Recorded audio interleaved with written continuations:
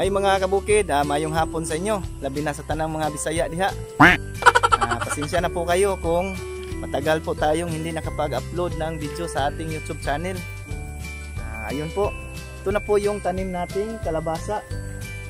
At saka pasensya na rin po kayo kung hindi ko po nagpakita sa inyo yung actual na pagtatanim nito. Kasi biglaan pong nagretiro yung cellphone natin na ginagamit natin sa ating vlog. Ayun po, nakabili na. Kaya makaka-upload na po tayo ngayon. Ayan po.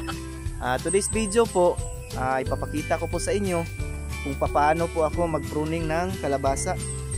Ayun. Ito pong nasa likod natin. Ayan po, ayan. Ito na po yung nauna nating naputulan ng tangkay. Yung unang tangkay nila or na-pruning na natin. Ayun po.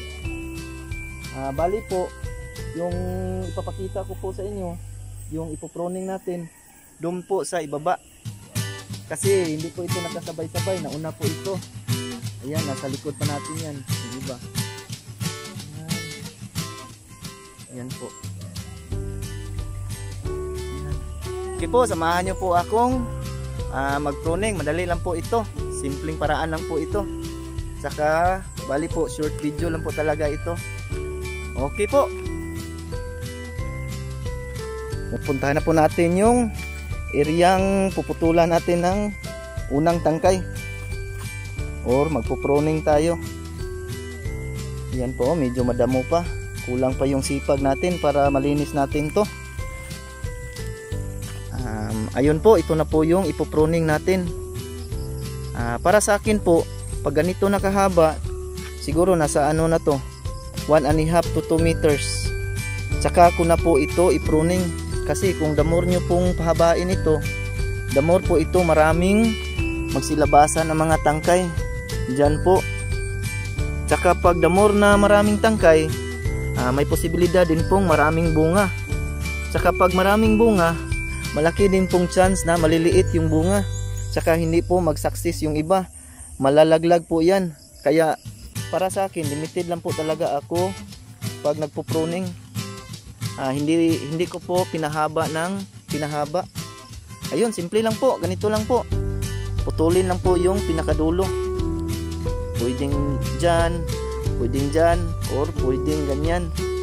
Ayun, depende na po sa inyo, basta maputol lang po yung pinakadulo. Ayun. Yan. Putol na pala. Katulad yan, huwag nyo po munang galawin yan. Paabutin nyo po muna yan ng 1.5 to 2 meters. Tsaka nyo na po i-pruning. Ayan.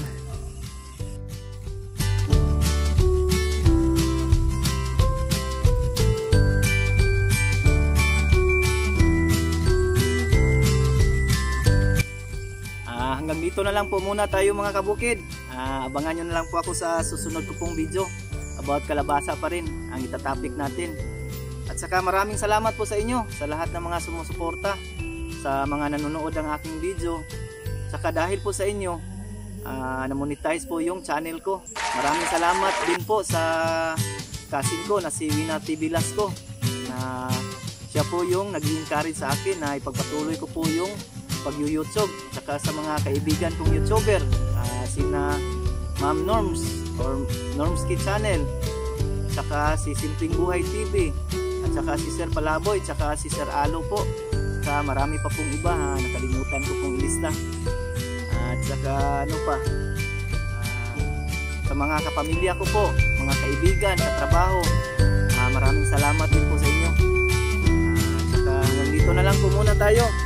See you next video po. Happy farming po sa ating lahat. God bless po sa ating lahat.